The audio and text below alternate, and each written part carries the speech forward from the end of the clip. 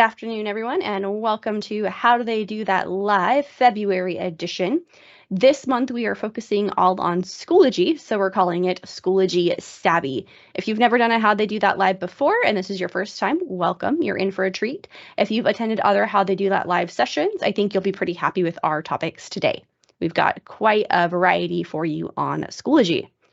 And since we have a lot of content today, I just want to very quickly go through our agenda. We'll talk about some housekeeping items, and then we'll get started hearing from our presenters. So first, we'll just do a little introduction and housekeeping, and then we'll hear about tables in Schoology from Lisa Boyd. We will also hear about Schoology Assessments from Melanie Gillum. We'll hear all about online discussions with Audra and Bernice. We'll hear about using Canva with Schoology from Daniela, and then we will end on some Schoology tips from Karina. So all things Schoology today for you guys from us. And like I said, I want to move quickly here because we have a lot of great content from our presenters. So just a quick piece of housekeeping here. Just a reminder, anytime that we're doing an online event, we do ask that you arrive on time and you do attend the entire event. Just like you would with an in-person PD, we would expect the same thing here for a virtual PD. And today we are meeting in Microsoft Teams. Because How Did They Do That Live tends to be a bigger group, we usually do disable webcams and mics just to save bandwidth and to keep the presentation on track. That being said, we always welcome questions. There should be a Q&A for you up at the top there. It looks like 2 question bubbles stacked on top of each other. You can always post questions in the Q&A, and we will do our best to either write an answer to you or reply out loud. And then attendance works just like it does in any other presentation. We'll mark attendance tomorrow. We'll send a follow-up email with the slide deck from today and any other resources that you guys might need. Okay, I think that's all of our housekeeping stuff. So let's go ahead and get started. Our first topic today, just kidding, our first topic is our collective why. So just as a reminder, Dr. Noguchi had kind of set the idea of a vision at the beginning of the school year. Each of you hopefully has your own vision for why you're here and why you do what you do. But at MCS, the overarching vision is that every student graduates with these skills, knowledge, and character traits essential to thrive and contribute in society. And Schoology is a great tool to help us meet that goal because Schoology is a learning management system, and there's a lot of different ways you can utilize Schoology in your classroom to ensure that your students have skills, knowledge, and character traits essential to thrive and contribute to society. All right, with all of that being said, and we're already 5 minutes in, we'll go ahead and dive on into using tables in Schoology. Our wonderful presenter, Lisa, had some other commitments after school, so she went ahead and created a video. So we are going to hear all about tables in Schoology from Lisa Boyd. But let me double check that my computer audio is going through. One of my team let me know if you can't hear it for some reason. And let's take a look. Hi, everybody. This is Lisa Boyd. I am a computer literacy teacher over at Everett Elementary School. And I am here to share about tables in Schoology. As it says, Schoology tables, things just got interesting. One of the reasons why I say that is because, well, does your Schoology page look like this? Because that's what mine looks like. It is just a mess. I mean, yeah, it's very organized and stuff, but this is very dull. And I teach from TK all the way up to 6th grade. And obviously, this is not something that my TKs or my kinders or my firsties or even my seconds can actually do because it's got way too many words. I do use a Bitmoji. I use a Bitmoji classroom, but now I found that, you know what? I can use tables too. And I think tables will be the next way that I go next year. So I wanted to share those tables with you. The reason why is because there's so much you can do with tables. The tables, you can add assignments through various applications. You can link them to tests. You can link the cells to websites for research. You can post directions inside of them. You can insert videos about the topic that you're studying. You can link them to discussions. And you can go on virtual field trips with them. It is amazing and it looks fantastic. Just All of that, and all while using engaging images and putting in a little fun into it. So let me show you how to do it.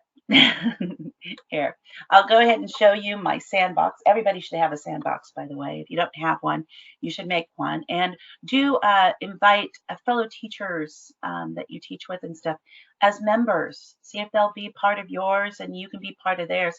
So you can also see what your students would see. So you can try it out in your sandbox, see how it works, and then you can actually put it into your own regular classrooms. So anyways, this is kind of what mine looks like right now in my sandbox. It's just different ideas of how I did things. So how you would start, you just go into your add materials, add a page. You could add an assignment. You can add a discussion. You can do any of those. I'm just going to go ahead and add a page. And this is a very familiar thing that pops up, I'm sure. You give it a title. So we are going to call this one Making Tables. Okay, and we're going to go right here. This right here is where you make your table. You can make it just a column if you want to. You can do two, a 2 by 2, 3 by 2, 3 by 3, totally up to you. And once you put them in there, you can just kind of pull them out like this. And now you can do all sorts of things. You could actually merge cells together. So if you had like a nice long saying in here or a picture that has a nice long quote, you could put that in there. And then you could also merge these right here like this, and you can have something tall. So already you can see how you can design them into different things, and you can fill them with fantastic things. So one of the things that you can fill it with, let's go over here. We can go ahead and fill this one with a map. So to do that, we're going to go right up here. We're going to go to Google Maps. And you're going, why would I want to put it with a map? I'm going to show you. So Google Maps, go here. And we will go ahead and put in Pyramid of Giza. Okay, so we're going to go to the Pyramid of Giza. Now it's taking us there. Okay, and let's see. Let's go here.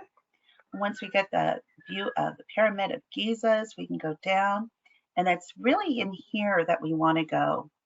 See this Street View 360? Look at this.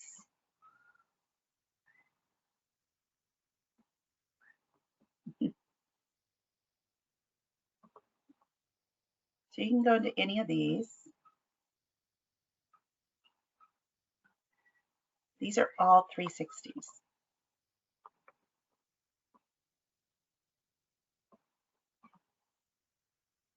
So you can do any of these in the 360s. You go back. I don't like those actually, so I'm going to go back. I'm going to go here, and I'm going to look at some more.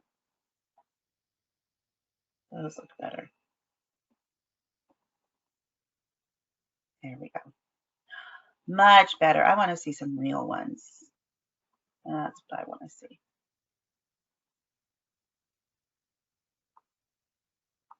Ooh, even better. Here's one that you can actually do a tour inside. You see how you've got those arrows?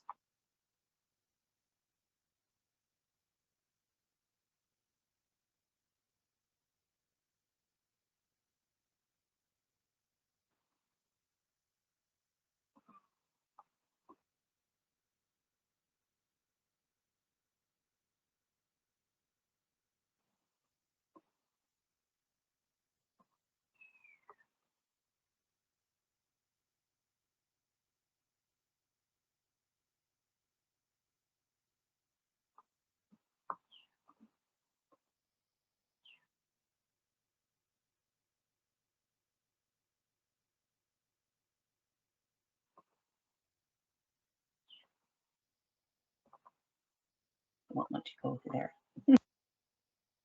there. But really fun. So what we're going to do is we're going to go right up here. We're going to go to the share or embed image. and we want to embed it. So we're going to go to embed a map. Okay, there is your HTML. We're going to copy it. And now we're going to go back to our nice little sandbox right here. And we are going to go into insert image media from the web. Go to the media because we want it live. Image will just be a frozen picture. We want it live. So we're going to go right in here and we're going to go paste and insert media. Now here we can also shrink it down to size if we want to, or we can leave it large. Totally up to you. Okay, so we've got that. And then up here, we can say directions.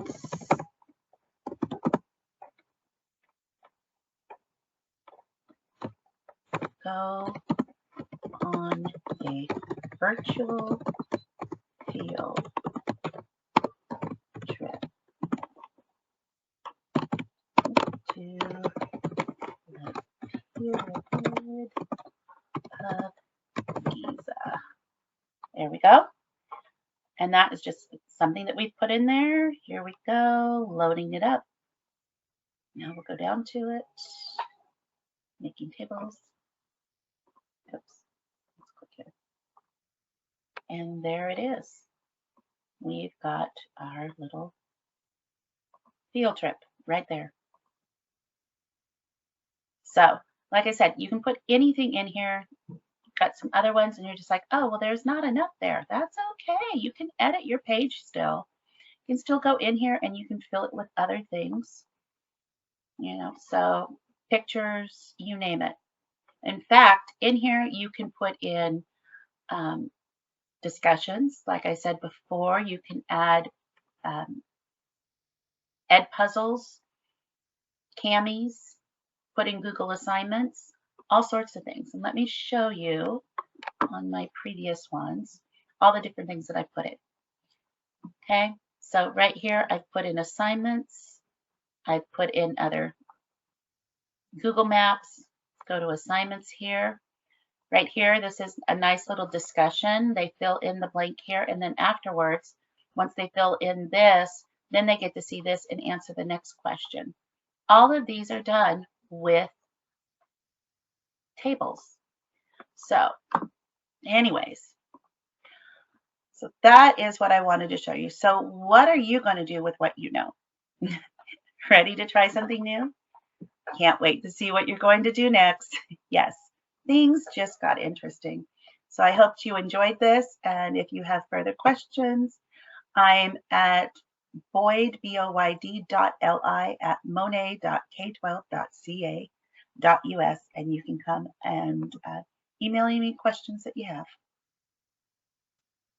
All right, so that was a fantastic presentation by Lisa Boyd, and she showed us one of the ways that we could use tables in Schoology, but really there's a lot of different ways. The idea is that tables are just a great way to organize content visually, and one of the other tricks you can do in Schoology is you can actually make pictures clickable. So if you want to have a picture of the assignment and they click on it and it takes them to the assignment, that is something you can definitely do with Schoology tables. Just as a reminder, as we're going through this, there is a Q&A up at the top. You can click on the Q&A and you can post questions. You can tell me what you think you might do with this new table information, and we might have some more cool features for you as we go through this. So definitely try and engage in the Q&A. Let us know what you think of these tools and how you might use them. Up next, we have Schoology Assessments, which is Schoology's test and quizzing tool. But just like with tables, there's a lot that you can do with assessments that aren't just tests and quizzes. So let's take a look at our next presenter. We'll have Melanie Gillum talking all about Schoology Assessments. And this is another video because our teachers are very busy. They've got stuff going on after school. So we'll take a look at this video as well. But I promise you we do have a couple live presenters also. So let's see all about Schoology Assessments. Good morning. My name is Melanie Gillum. I'm a 5th grade teacher at Burbank Elementary School, and I'm going to share with you some things that I have learned during my time with the EdTech Explorers at Modesto City Schools. So let's get started.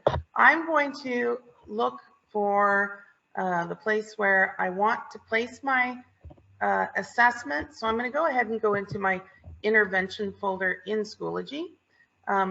Here at Burbank, we're doing a 5th grade intervention math in preparation for, as you know, the CASP is coming up. And I'm going to place it right between next week and this week. So I click on it there. If you click on that little green line, it lets you place your material exactly where you want it. And I'm going to click on Add Assessment. And I'm going to name my assessment Week 2, Unit 1, Exit Ticket. Here, I'm going to go ahead and enable my submissions. I'm not going to put a password.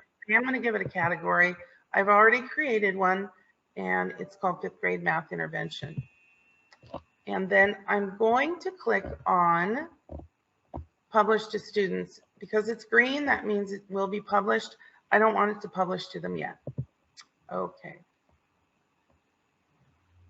So you're going to get the first of 4 screens, and I'm going to give my instructions to my students right here. So I'm going to go ahead and I'm going to say, students, make sure to read the question thoroughly.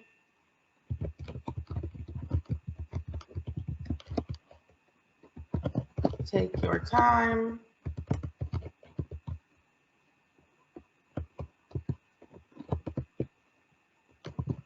Please don't forget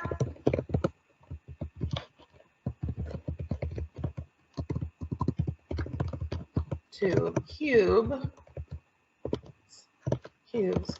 your answers when you have written questions. A little wordy, sorry, it's early. So you scroll down, this is just under setup. So this is where I'm setting up my assessment. And it says assessment has a time limit. My students like to take all day for about 10 questions. So I'm going to go ahead, I'm going to give them 20 minutes. I think that's fair. And then assessments, I definitely want my questions randomly ordered so that they're unable to see their neighbor's work. Show points for each question during the attempt. I'm going to say yes. And then we come down here to the assessment toolbar. Students can flag questions for review, absolutely. Students can eliminate answer choices. Yes, this is one of the test taking strategies we've been practicing. No calculator, no ruler, no protractor needed. Of course, they can highlight. I think that'll go with their cubing. Cubing is where they circle the numbers, underline, or in this case, we'll probably highlight the questions, box the clue words, evaluate and eliminate, and then finally showing their work to solve. Students can use a notepad. They have their whiteboards, they're going to be fine, so I'm going to say no.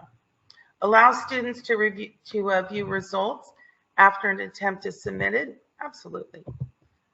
I want them to see. And I want them to see the correct answer. And then I'm only going to allow them to submit once. And then I click on Save. So my success, it says my changes have been saved. I'm going to scroll back up, and now I'm going to move into where the questions actually will live. So this is the actual test itself. Right now, you can see that there are all kinds of options for test questions.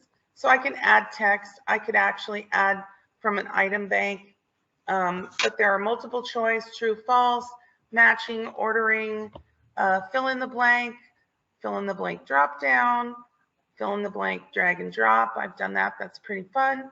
Short answer essay, audio, video, file upload, label image, highlight hotspot, highlight image, highlight text, math short answer, number line, and chart. I would love to show you the number line. However, I'm still working the kinks out for myself. So stay tuned. So here we go. I'm going to go ahead. I'm going to create my assessment. I have copied and kept a few of the questions that I'm going to ask on my whiteboard. And my first one is a short answer. So I'm going to go ahead and I'm going to highlight just right here what I want to use. And I'm going to copy it. Of course, it's Control C. And then I'm going to go back and I'm going to choose math short answer. So here we go. And my question setup is there. Control V, prints it, and just like that, there's my first question. My formatting, I'm going to leave alone for right now. And then I'm going to come down here and I want to make sure I can see everything.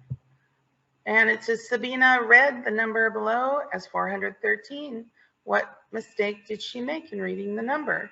What is the correct answer?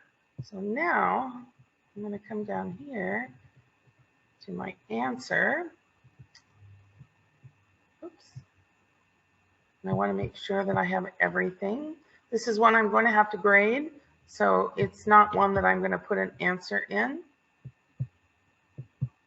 And it looks like text block, author's notes, and I'm good. I could put in the learning objective, but for the sake of time and yeah, for the sake of time, I'm not going to do that right now. Awesome. So there's my first question already created. So I'm going to give that, because it has 2 questions, I'm actually going to give that a 3, because they're going to have to answer 2 questions, and I think that 3 is a good number for our points. It'll work out. Okay, so there we go. And then I'm going to go ahead. I'm going to go back to my whiteboard, and I'm going to pull in another question. It says write the word form for 607,000. I'm going to go ahead and clip that. And I'm going to go in here. Now I have a new one. So I'm going to call this one, again, I'm going to give this a multiple choice. B, write the word form for 607,409 thousandths. And I'm going to choose my options. I'm going to say 606, O, because they like to put an O, 619, sure I have it, 0.407. So we know that's not correct. And the next one, 607 and 409 thousandths. Perfect. And then I'm going to call it 607,409. And finally, 67 and 409 hundredths. Okay, so I've gone through, I've put my options, and then we're going to come down here, and of course you're going to click on the button with the correct answer, which of course is B. And again, I think I'll leave everything alone. Click on save, and there's my second. So I think I'll give them, let's leave that. Let's do 2 points. All right. So then I'm going to come up here again, look to see what I have left. And I have 3.8 or 3 and 8 3 8/10 times 100. And I'm just going to go in here. I have a quick little drag and drop. And so we're going to say, well, actually, let's do matching. So please match the word with the correct symbol. So my prompt is going to be quotient, product, sum, and remainder. Great. So then I'm going to put my symbols here. I'm going to go here. This is what we want to look for, this kind of funny, strange, technical, mathematical E. And I'm going to look for the, there we go. And I'm good there. I click on the symbol that I want. There we go. And awesome. And here, let's put our addition sign. Now I could just write it. Oh, let's put my division. Maybe we can find our division. Oh, there we go. Simple. Not what I wanted. You know, you all know how this goes. And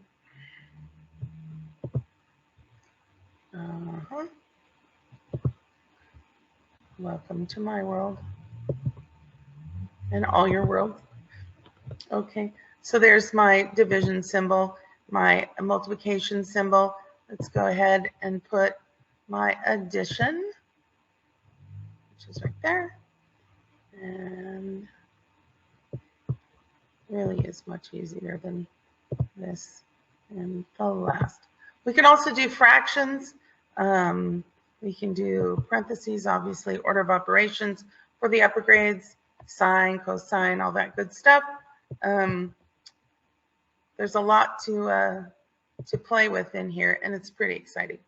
So here we go. And now I'm going to go ahead and it's going to ask me, oops, it's going to ask me to save it. So I'm going to go ahead and I'm going to drag and drop. This is where I want to drag and drop the correct answers. And remainder, and finally sum. And now I'm finished. And this one I'm going to go ahead. I'm going to give it 4 points. And I think for right now, I'm going to go ahead a little bit later and maybe change my time to give them 15 minutes. Shouldn't even take them that long. But I will finish this later. This was just a taste of the things that you can do, a few of the things you can do with the Schoology assessments. So have fun, have a great day, and I'll see you again. Bye.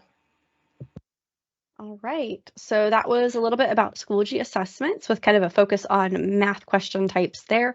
But you can saw, or as you saw, she used the question types very creatively. So she did the matching for dragging the word to the math symbol. There's a lot of really creative ways to use assessment to really assess your students' understanding and also give them practice with some of these testing tools so that they're ready for some of the state assessments that are coming.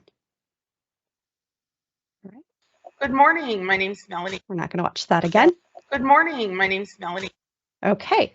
Up next, we have online discussion boards, and we do have live presenters for online discussion boards. So Audra and Bernice, you are welcome to come off mute whenever you're ready, and then you're welcome to share your screen or whatever else you need to do to share your content. So welcome, Audra and Bernice.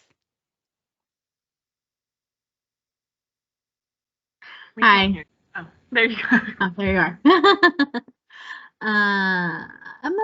Here, let me share. Do you want to share your screen, or do you want me to? I have it open, whatever's easier. You can share it. Okay. So let's see. All right, can you guys see that lovely PowerPoint we have there? Yes. Okay, perfect. So my name is Bernice Cervantes, and I teach Algebra 1 at Davis High School. And then we have... My name is Audra Calderon. I teach science, physical science, and biology at Johansson High School. Perfect. And then today we're just going to be talking about discussions and how we can use them in the secondary classroom. So a lot of you guys might be asking, why do we want to use discussion boards, or what are discussion boards? So discussion boards are actually a great tool for students to have a low risk environment where they can share with their responses with classmates. So it allows teachers and students to read what students have to say about the same topic or the question that's posted. And there's a bunch of different ways that you can use discussion boards. You can use it for warm-ups, at exit tickets.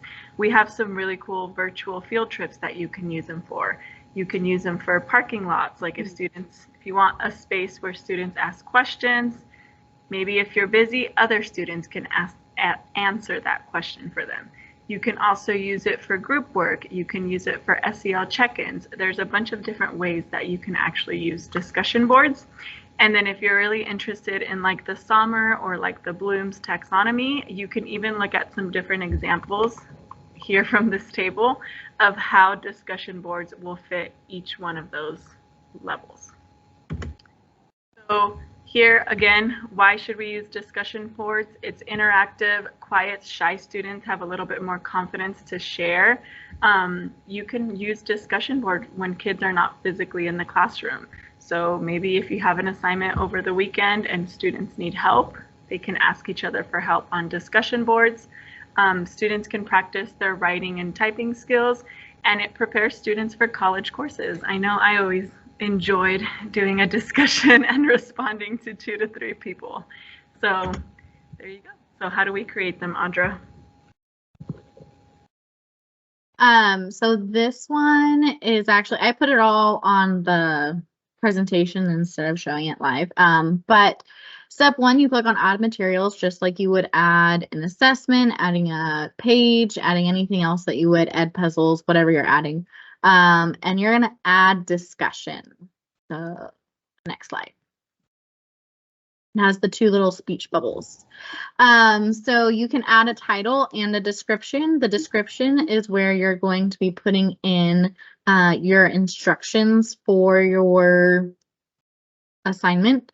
So this one is an example on cellular respiration. Add a due date and points. So its example is 100 points. However, you weight things in your classroom. And the important thing is if you plan to grade this, then you have to click enable grading and give it a category.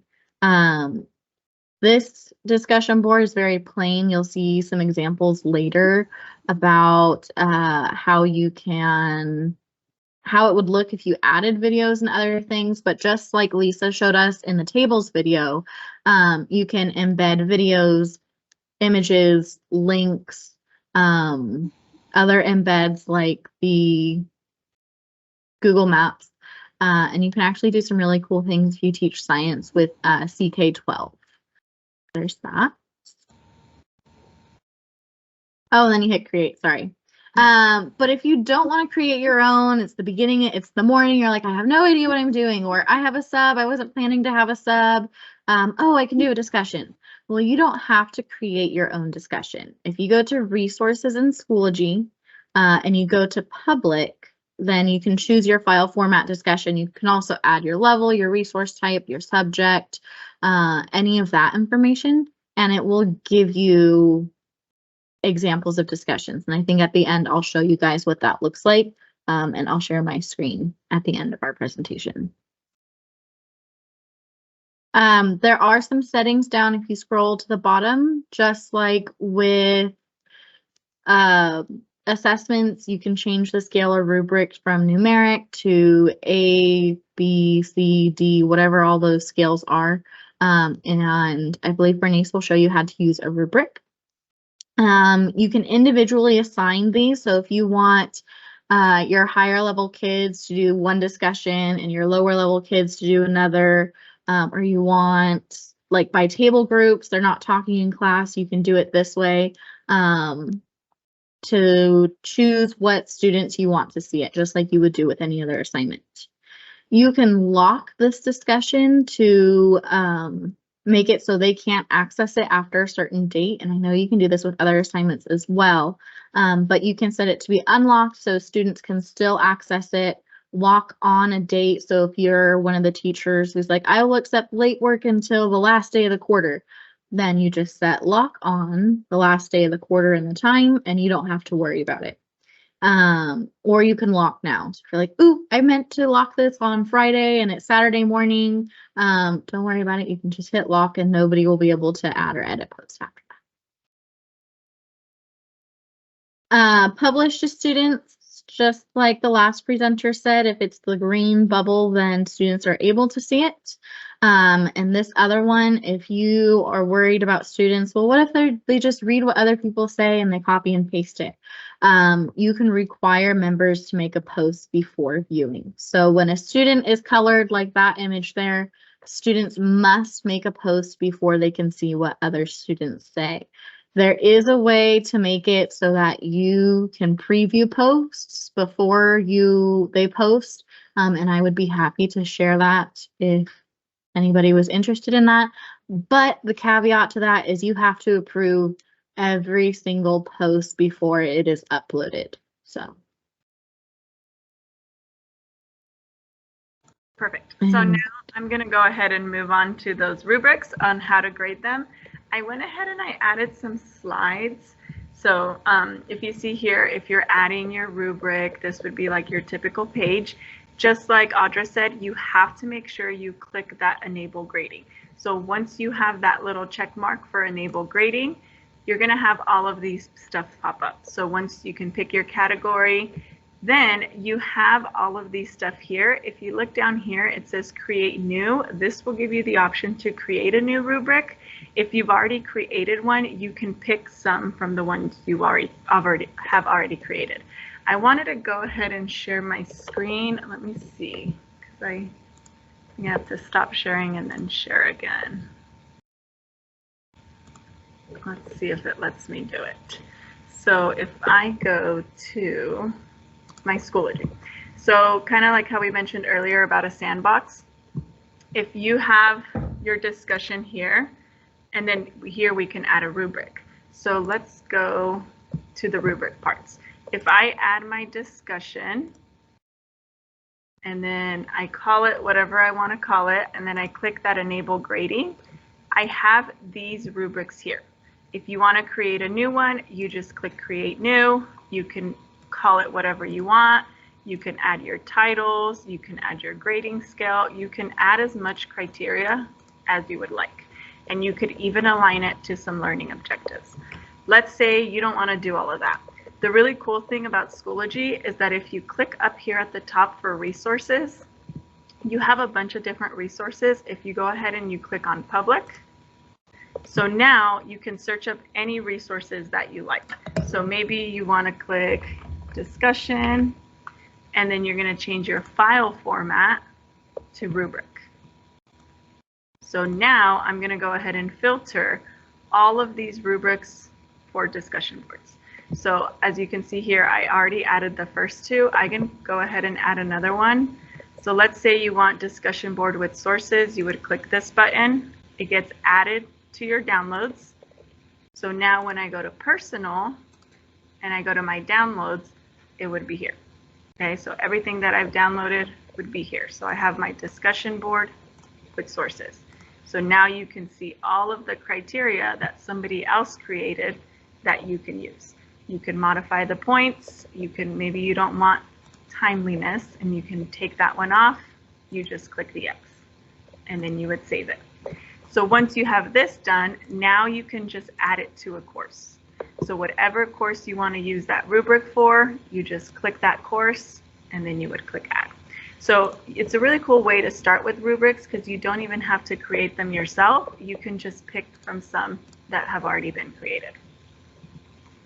And then here we can go ahead and show you some examples of what discussion boards look like. Hold on, sorry. So I just picked a few different discussion examples from different disciplines. So with English language learners, you could use it as a pre-reading discussion. We talked about using this as like exit tickets or entry tickets. You could have them read a passage and answer questions about it. This person is asking, once they've posted their response, reply to at least 2 of their peers' posts. So this is a good way. What's a story you can share about lying? Well, lots of students have lied about the same things. So if you don't want them copying each other, it's a quiet room.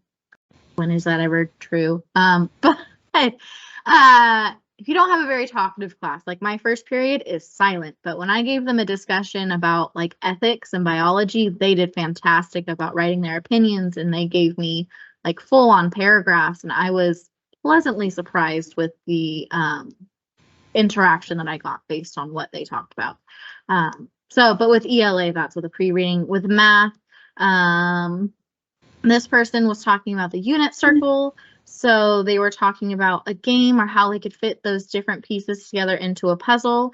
There are teachers here at Johansson that use this as their entry ticket, and students have to put their answer in the discussion instead of using an assessment. This teacher used physical science, so the force of gravity, and they had to explain 3 new things they learned, 2 interesting facts, and answer the question that they give. And they got to choose between one of those videos. This is the one that I gave my students that they really enjoyed. So you can see it was just a step 1 and a step 2, answer the following prompt. And I did give very specific instructions about how many sentences they should use and how many people they should respond to. If Nash story is actually a link. So if they were to click on that link, then it gave them the story that was written out. We watched the video in class. Social studies. This one is a research prompt, so you could use it for students to try to find articles that they can use to research and have them evaluate if it is reliable or not, and have other students help them determine if it's reliable or not, going back to the idea that students can help other students.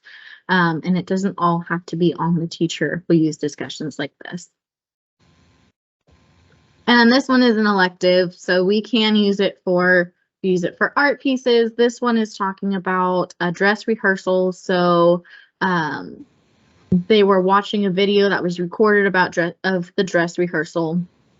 And what's one piece of advice? What's one thing that they did well? So they're evaluating themselves and getting peer feedback from that as well. And then I know earlier I had mentioned about the virtual field trips, and then I didn't even get to show you guys some examples. So these are some examples of discussion boards with virtual field trips.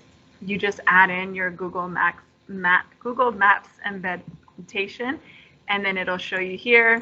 So like this is what it would look like to students. It has their questions, it has the Google Maps, and then you can see if people have responded here as well.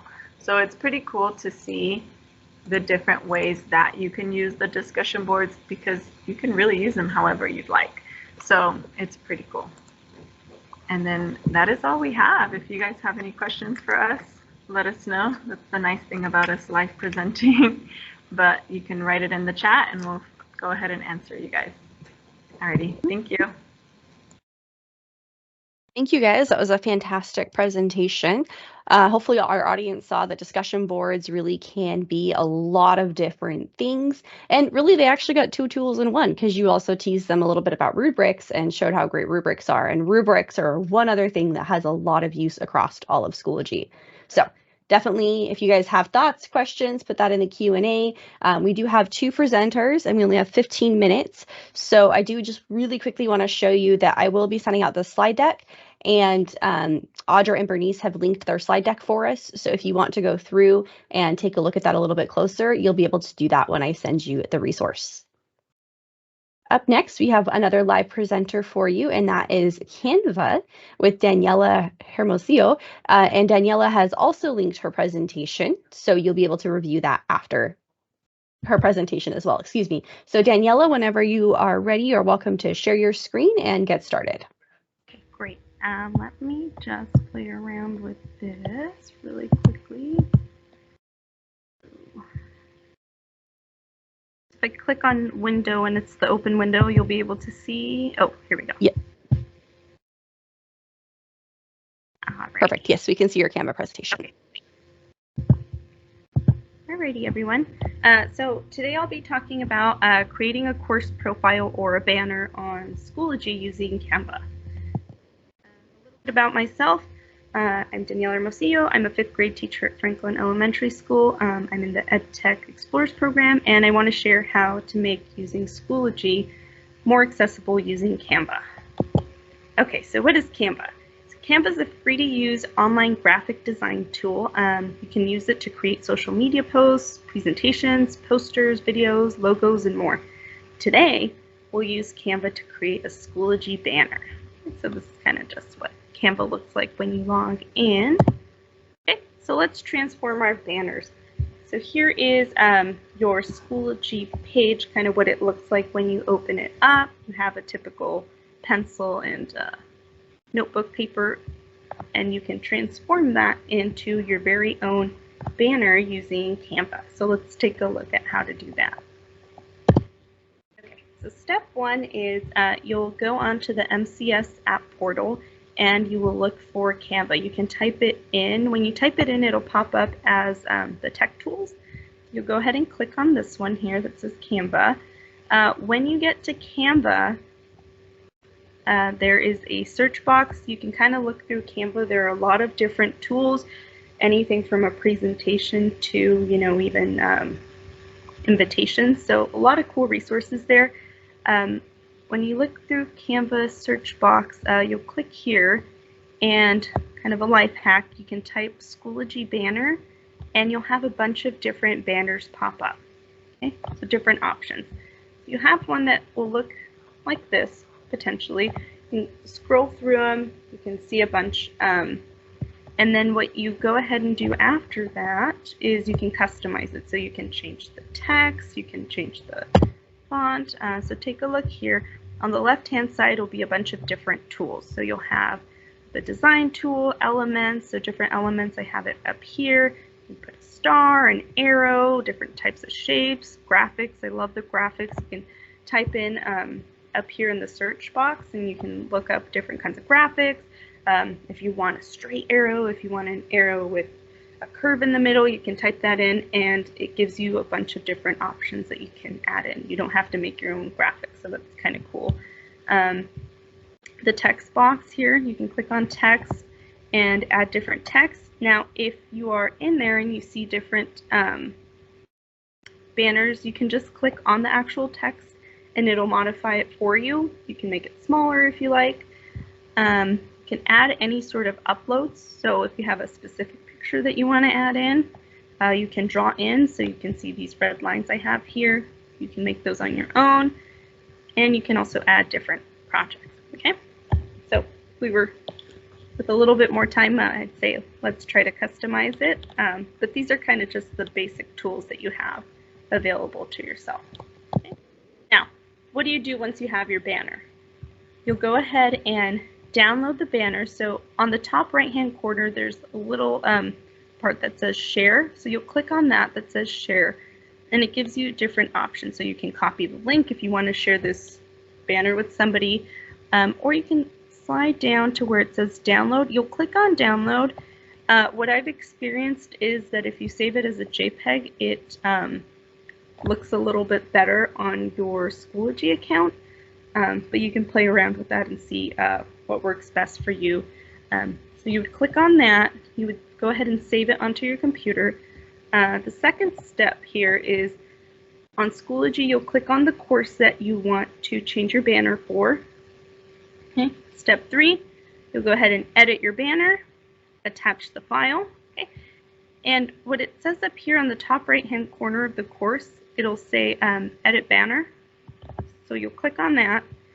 Then you will go ahead and attach your file. You'll click on Attach File, and then you'll find the banner that you have just saved. And that's it. You have a brand new banner. It really looks nice when you're adding to your different class. I know for myself, it helps my students a lot to see, okay, this is our class specifically for math time. This is our, ELD class. So it might help you out to have kind of those different banners. I know also we have different kinds of classes that you have. So just putting kind of that special touch to it makes it a little easier to access and use. So that's my short how to do on banners. Perfect. Thank you so much, Daniela. I'm going to go ahead and take control back of the screen. And just as a reminder, that slide deck that she created for us is here linked in this presentation. I'll send that out to you guys tomorrow. And it goes through all the directions that she just shared with us on how to use Canva to make those Schoology banners. And personally, can't recommend that enough. You can make them personalized. That way your students know exactly where to go to, and you don't have to use the Schoology defaults are a little bit silly and don't really work for a lot of subject areas or grade levels. So this is a great way to get started, and there's a lot of great presets that you can build from. Okay, we have one more presentation here just to round out the hour. We've got 5 minutes on 5 different Schoology tips from Karina. And then after this presentation here, we will go ahead and give you guys the survey and we will wrap up for the afternoon. So we should be finishing right on time. So let's take a look at 5 top tips in Schoology from Karina. Again, let me make sure, yep, audio is sharing. Okay. My name is Karina Velasquez. I'm a 6th grade teacher at Bret Harte, and today I will be sharing with you some useful tips for using Schoology, or when using Schoology, I should say. I'm going to start by sharing my screen.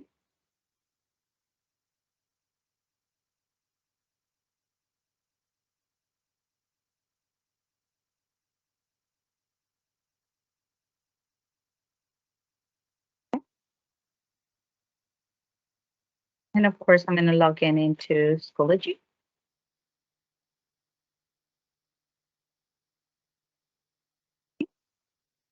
Go into my courses.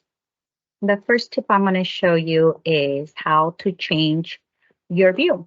Right now, you're looking at my course as a teacher, but you also have the option to see it as a student. If you go in here and you change view as, you could pick any of your students. I'm just going to click on this one. And this is what they see the classroom, how they see their classroom. If you want to get out of there, you just go ahead and click back to course. And since we are here, I'm going to go ahead and give you another useful tip that is in course options as well. If you go here and you go to the bottom, is the recycling bin. Let's say for whatever reason I deleted this and I didn't want to delete it. I want to restore it. Go ahead and I click here and I could restore it. It would also restore not only the assignment, but if I had already done the grading on it, it will put it back into my grade book. I'm going to go ahead and show you another tip. If I go in here and if I go into gradebook, okay, I could choose to bulk edit. That means that I could go and fix or change any assignments that I wanted to. Let's say I didn't want to publish that, so I unpublish or I publish. Let's say I want to rename it. I would rename it here. Let's say I put it in the wrong folder. I will go here. I would change the folder. Let's say I wanted to give them, in a rubric, if I had a specific rubric, or if I wanted to give them more points, if I wanted to change the due date, I could do that. If I wanted to add an assignment right here, I could go ahead and add an assignment. I don't have to go to the folder. I just go and I create it here. I put the name, same thing. Choose the category. And if I go here, since I'm in here, If you want to enable or disable student comments, you could do that as well here. If you want to create an assignment and you don't want to publish it yet, you could unpublish and you could publish. That's another helpful tip. Sorry, my light went off. I'm going to go ahead and I'm going to go back here. Another thing that you could do as well is, let's say you wanted to look at your gradebook and you wanted to see more. You could go in here and you could toggle the full screen. Okay. It works better when I'm sharing my other screen, or you could toggle it in, either way. And you could go into any specific student. Okay. I'm going to go ahead and I'm going to give you the last thing you could do. You could also, there's another training for this. So if you want to know more details, you could look for the video for that, but you could also give badges to your student. Okay. If you want to give them any of the pre-created ones, you can.